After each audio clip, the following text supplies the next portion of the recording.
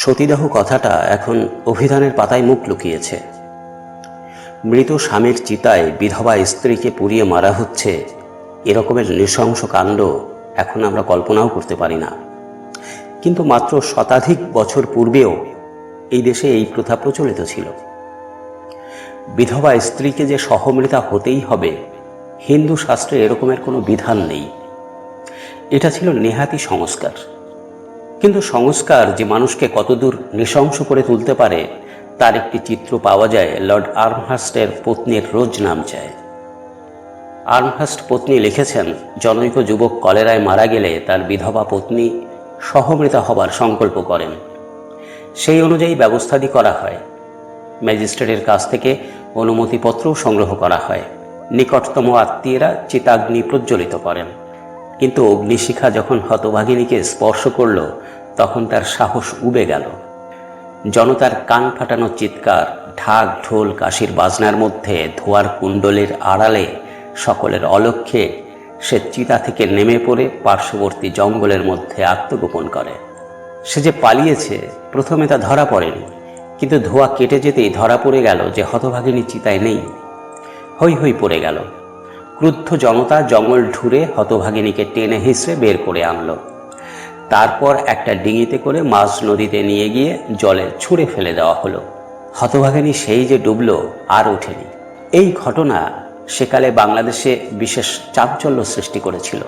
এরপর রাজা রামমোহন রায় প্রমুখের নেতৃত্বে সতীদাহ প্রথার বিরুদ্ধে আন্দোলন সবিশেষ জোরদার হয়ে ওঠে এবং শেষ পর্যন্ত 1829 সালের 4 ডিসেম্বর সেই সময়কার governor general Lord William Bentinck সতীদাহ নিষিদ্ধ করে এক আইন জারি করেন।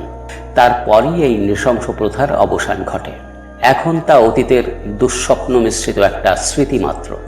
এই আইন যখন জারি হয়, স্যার হ্যালিডে, পরে যিনি বাংলার ছোটলাট হয়েছিলেন, তিনি ছিলেন হুগলির জেলা ম্যাজিস্ট্রেট। আইন চালু হবার আগে হুগলিতে একটি সতীদাহের ঘটনা ঘটেছিল। স্যার হ্যালিডের মতে এইটাই বাংলাদেশের শেষ সতীদাহ। স্যার হ্যালিডে এই শেষ সতীদাহের একটি অতি কৌতূহল উদ্দীপক বিবরণ লিপিবদ্ধ করে গেছেন। এর মধ্যে কতটা কল্পনা আর কতটা সত্য তা এখন আর যাচাই করে দেখবার উপায় নেই, কিন্তু কাহিনীটি যে গল্পের চেয়েও রোমাঞ্চকর তাতে সন্দেহ নেই। স্যার হ্যালিডে লিখেছেন, 1829 সালে আইন করে সতীদাহ প্রথা নিবারণ করা হয়। সেই সময় আমি হুগলির জেলা ম্যাজিস্ট্রেট ছিলাম। আইন চালু হবার কিছুদিন আগে আমাকে জানানো হলো যে আমার বাড়ি থেকে কয়েক মাইল দূরে একটি সতীদাহ অনুষ্ঠিত হবে। হুগলিতে এই ধরনের ব্যাপার প্রায়ই ঘটত। খবরটা যখন আমার কাছে পৌঁছলো, তখন চিকিৎসা বিভাগের ডক্টর ওয়াইস এবং গভর্নর জেনারেলের পাদ্রি আমার সঙ্গে দেখা করতে এসেছিলেন। তারা অনুষ্ঠানটি প্রত্যক্ষ করবার ইচ্ছা প্রকাশ করলেন। সেই অনুসারে গাড়ি করে আমরা নির্দিষ্ট স্থান অভিমুখে যাত্রা করলাম। তখন নদীর পাড়ে দেশীয় লোকদের একটা বিরাট ভিড় জড়ো হয়ে গেছে। চিতা জ্বালানো হয়েছে। যিনি সতী হবেন তিনি সেই জ্বলন্ত চিতার সামনে মাটিতে বসে আছেন। আমাদের বসতে দেওয়ার জন্য চেয়ার আনানো হলো। আমরা মহিলাটির সন্নিকটে বসলাম। আমার সঙ্গী দুজন দেশীয় ভাষা না জানলেও মহিলাকে এই কাজ থেকে নিবৃত্ত করার জন্য যুক্তি প্রয়োগ করতে লাগলেন। তাদের বক্তব্য আমি মহিলাকে তার ভাষায় তর্জমা করে শোনাতে লাগলাম। মহিলার সশ্রদ্ধ গাম্ভীর্যের সঙ্গে আমাদের প্রতিটি কথা শুনলেন, কিন্তু আমাদের যুক্তি তার মনে বিন্দুমাত্র রেখাপাত করতে পেরেছে বলে মনে হলো না। পুরোহিত এবং সমবেত জনতাও মন দিয়ে আমাদের কথা শুনছিল। অবশেষে মহিলার মধ্যে একটু যেন চাঞ্চল্য প্রকাশ পেল।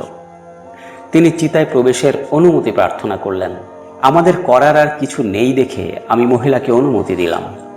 কিন্তু চিতায় আরোহণের পূর্বে পাদ্রী সাহেব মহিলাকে আর একটি প্রশ্ন করতে অনুরোধ করলেন।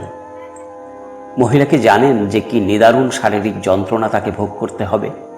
ভদ্রমহিলা আমার পায়ের কাছে বসেছিলেন। হঠাৎ দেখলাম তার বুদ্ধিদীপ্ত মুখে ঈষৎ ব্যঙ্গের অভিব্যক্তি ফুটে উঠেছে। প্রশ্নের জবাবে মহিলা বললেন, একটা প্রদীপ আনান। প্রদীপ আনানো হলো, নৌকো ধরনের যে প্রদীপ চাষিরা সাধারণত ব্যবহার করে থাকে। সেই সঙ্গে এলো ঘি আর বেশ বড় একটা সলতে। প্রদীপটা মহিলা নিজেই যথারীতি সাজালেন। তারপর বললেন, এইবার জ্বালান। প্রদীপটা জ্বালিয়ে মহিলার সামনে রাখা হলো।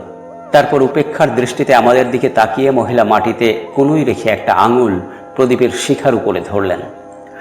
আঙুলটা পুড়ে ফোসকা উঠল, তারপর কালো হয়ে ঝুলে পড়ল। পালকের কলম মোমবাতির উপরে ধরলে যেমনটি হয়।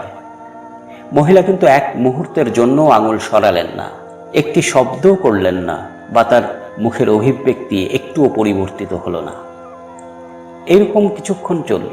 তারপর ভদ্রমহিলা বললেন, এইবার আপনাদের সন্দেহ ভঞ্জন হয়েছে তো? আমি বললাম, হ্যাঁ হয়েছে।